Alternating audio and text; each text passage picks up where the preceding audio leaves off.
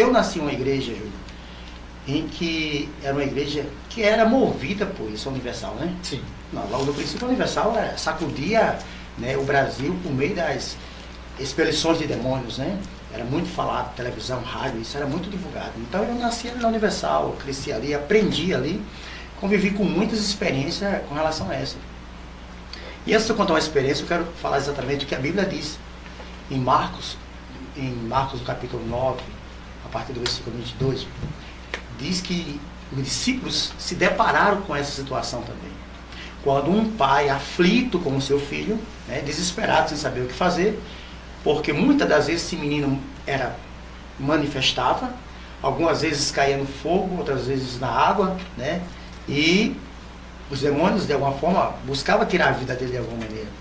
E eles pedem socorro aos discípulos, né? Sim. E os discípulos ali, eu entendo que muitas vezes, eu não vou citar a palavra medo, porque tem muitas pessoas na igreja que quando está diante dessa situação, elas se intimidam, ou posso usar a palavra se intimidar, ou ficam receosas, né, de ir orar, tentar fazer a coisa e não acontecer, né? E aí dizer, eu vou passar vergonha. Só que nós temos que entender que essa autoridade Jesus já deu para a igreja.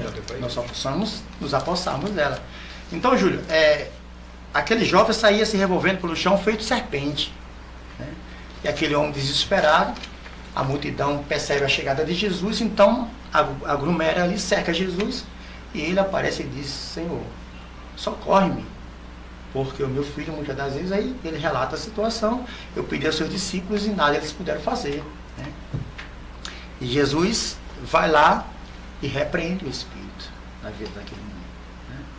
O menino, ele é completamente volta à lucidez, né? Depois de ter aquela situação já controlada por Jesus, e Jesus diz aos discípulos o seguinte, por que vocês são tão tímidos, né?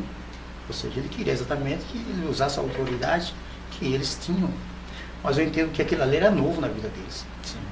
E aconteceu na igreja isso, né? Certa feita tinha um jovem lá que frequentava bastante a igreja, né? E de repente ele manifesta. E eu não estava na igreja, estava lá a pastora com os irmãos.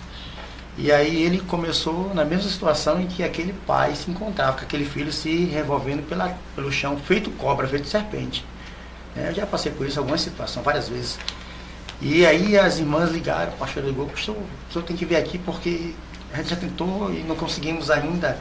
E ele está assim, andando igual cobra dentro da igreja. Então. E eu fui lá. E chegou lá, nós fizemos oração, né? E Deus, ele contornou a situação. Aquele mal foi expelido e a pessoa saiu da igreja, né? Boa, até hoje nunca passou mais por esse processo. Então a gente sabe que o mundo natural, o mundo físico, ele é paralelo, o mundo espiritual é paralelo ao mundo físico, né? Então os demônios têm esse acesso de entrar no mundo espiritual e entrar no mundo físico a todo momento. Nós estamos cercados, né, a todo tempo por hostes espirituais da maldade. Então há muitas pessoas que não acreditam nisso, mas manifestações de espíritos, isso é verdadeiro. Isso não tem como negar, porque Jesus fez isso, ordenou aos discípulos que fizessem, e ordenou à igreja hoje, nossos dias, que faça também.